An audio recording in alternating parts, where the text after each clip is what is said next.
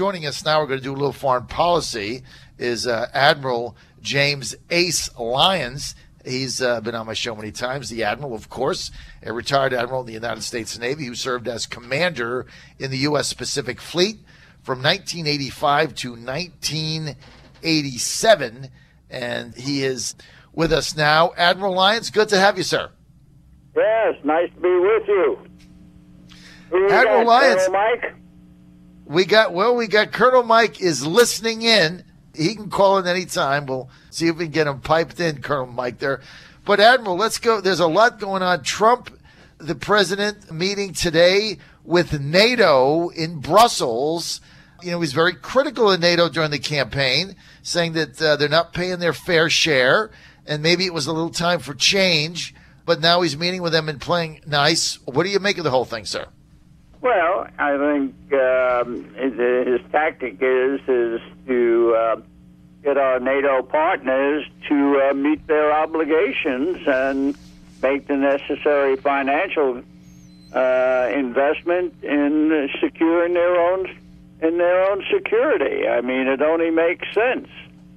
And we have as you know, we've got an awful lot of challenges out there today, very diffuse and very difficult to get your arms around.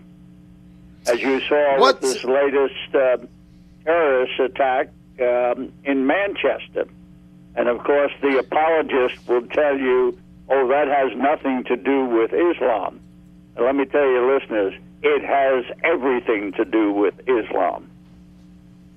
You know, Admiral, those in the United Kingdom, we were talking about this yesterday, in Parliament, who have backed this open borders network for the UK, refugees coming in, this kind of open arm policies. You know, there's certain areas of London that are now dominated by Muslims. There's areas that the bobbies will not even go into. They police themselves, kind of counterculture there.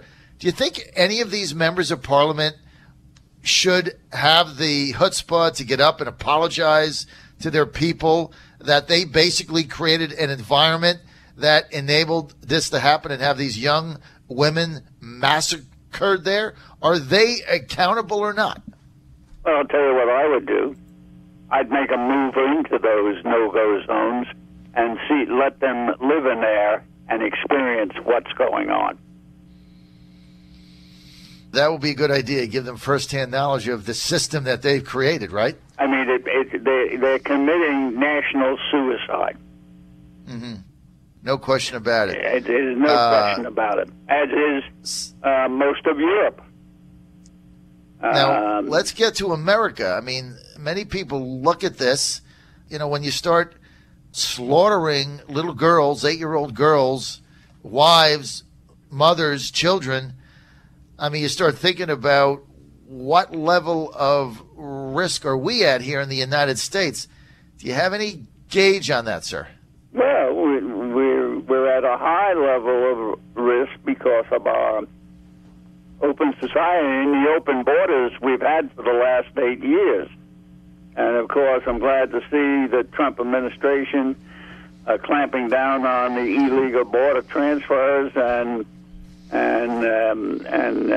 expelling all of the MS-13 and other illegals here in this country. And I fully support the president's ban on those 7 countries having Muslims come into the country. I mean, that's well within his right as president of the United States. And the other thing we've got to do is we've got to start looking at our mosques. We have over 2,500 mosques in this country. And, of course, let's face facts. It's Saudi Arabia that funds the building of these mosques, and they fund a lot of the radical clerics who preach Wahhabism and everything that you're seeing going on in the Muslim world. And really what ISIS is carrying out the core principles of Islam and Sharia law. It's no mystery. You just have to have the political will to acknowledge it and address it and defeat the ideology. Do you think, Admiral Lyons, do you think that the president should kind of abandon this selective process for immigration targeting various countries? What if he just did what Calvin Coolidge did in 1926, I believe, and just said, look, I'm going to put a 2-year moratorium on all immigrants coming into the United States until we get a handle on this? I mean, would he be better off doing that, sir? That's one approach to do it. We don't have a handle right now, and we've got to get a handle. Whether it's 2 years, 6 months, 1 year, I don't know what the right number is. I have no problem with that. But there's certain exceptions that we'd have to make. Those people who committed to serving in and assisting our armed forces overseas, they have to have priority coming in, else you've marked them for death. So there are certain exceptions to that.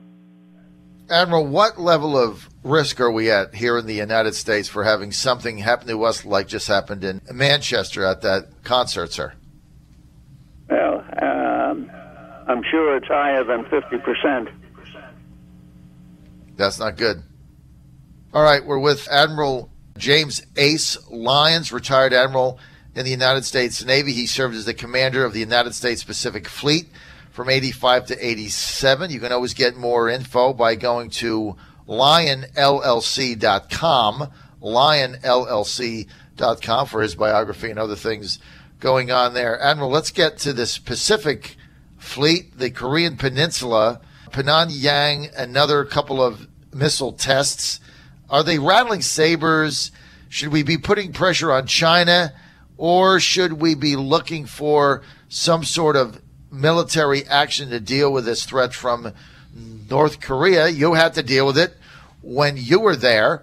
What should be our approach now, sir? Well, President Trump in his run-up in his campaign heavily criticized the Obama administration for not taking forceful action against China's illegal actions in the South and East China Sea.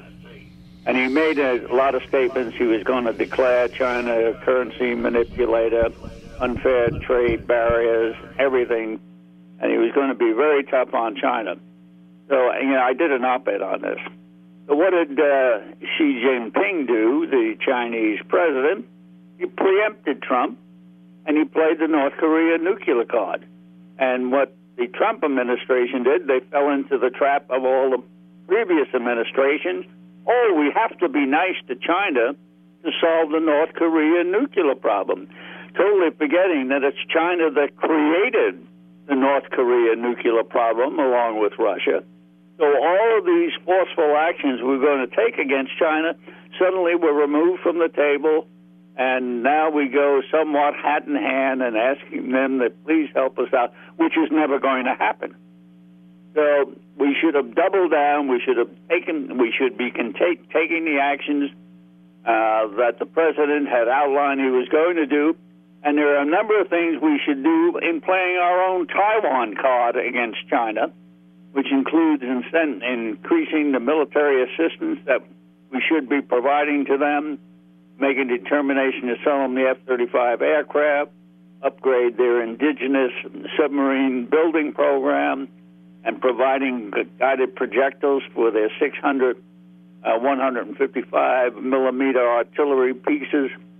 All of these type of things would send a definite signal to China. That's how when you show weakness, when you try to accommodate with a totalitarian regime, they see it as weakness and they take advantage of it every time.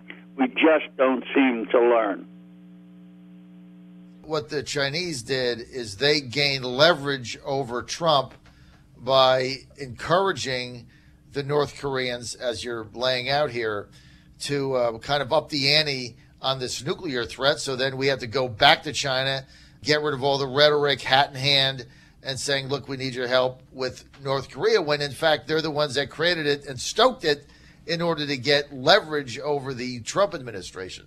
That's exactly what I'm saying.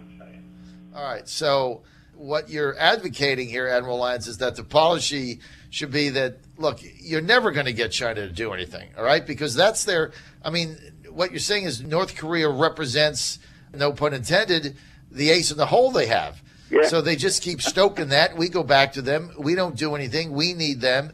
So what you're saying is we should just deal with North Korea directly and figure it out. And China. I mean, certain things we should be doing against China and following through on it. And instead, we took all of those off the table. Right. Right. Well, and if you keep allowing China to win by playing this card over and over, why would they ever stop? That's right. They haven't. They've done it with every previous administration, and everyone has fallen into that trap. And let me just say, we're reviewing our missile defense capabilities. And we have a technology that has been kept under wraps for years. It's a software algorithm that is proven better than 90% effective against hypersonic maneuvering warheads. And we need to get this out into the fleet, into our missile defense systems. And you really, once you do that, you totally nullify not only the North Korean, but the Chinese and the Russian missile threat. What are we waiting on for that? Well, we've been trying to get it out there for a number of years. There are certain competing elements, but this has got to get out there. And hopefully, as part of this missile defense review that's going on now, headed up by the Vice Chairman of the Joint Chiefs of Staff, that this will be addressed in some forceful way. All right, Admiral, look, General Flynn getting unmasked. Now we find out that other people have been unmasked. We got this Patriot Act running amok, surveillance all over the place. No evidence of anything that Trump did wrong, no collusion, but people getting unmasked, that's illegal. People go to jail for that. Admiral, what's the deal here? Well, it's totally illegal what went on. And what the Trump administration, President Trump should appoint, or the Attorney General, a special counsel to investigate the Obama administration government spying on U.S. citizens and combine that with then the unmasking and then the leaks to the media. And that should be done. That is a solid, what went on there is unconscionable. And it's the criminalization of our government structure, and this must be unmasked. And then I think we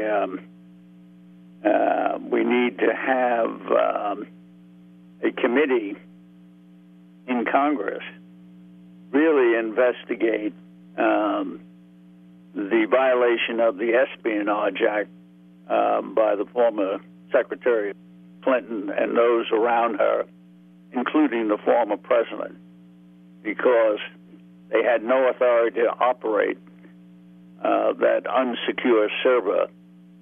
And in my view, you heard about in China all the CIA contacts, the undercover agents that we had there were suddenly swooped up and been executed. We've lost all of that. And, of course, my question is, how many of those names were on Hillary Clinton's unsecure server?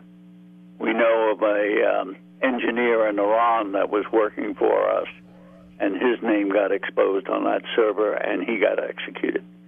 So we certainly need a committee on that. And we also need another committee to investigate the Clinton Foundation and their association with Russia. I mean, you look at the Uranium One deal, where the key sign-off was by Hillary, on which turned over 20% of our uranium deposits to a Russian-controlled energy company.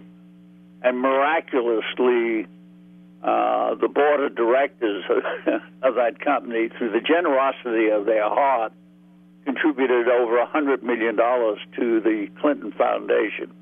Nothing wrong there. Nothing smells all right, doesn't it? Right. So, these things be uncovered. They must be exposed. We have to stop the criminalization of our government agencies. We are not a third world country. We are the United States of America. We stand on our principles, our morals, and this must be done. Admiral James Ace Lyons, former commander, Naval Commander, U.S. Pacific Fleet. Thanks for being with us. We're out of time. Admiral Lyons says we have to get under the criminalization of the U.S. government and their agencies. I think you're onto something, Admiral. Especially nobody's looking into this uranium one deal. 20% of our uranium deposits go to a Russian-controlled company. They say no pay to play. Then they donate $100 million to the Clinton Foundation. Then miraculously, when she has no more power, the Clinton Foundation closes down because they can't raise any more money. And nobody is investigating this, but we're worrying about a phone call in Trump Tower between person A and person B. Maybe, allegedly, no evidence. Unbelievable. Admiral, I'm out of time. More information, go to lionllc.com.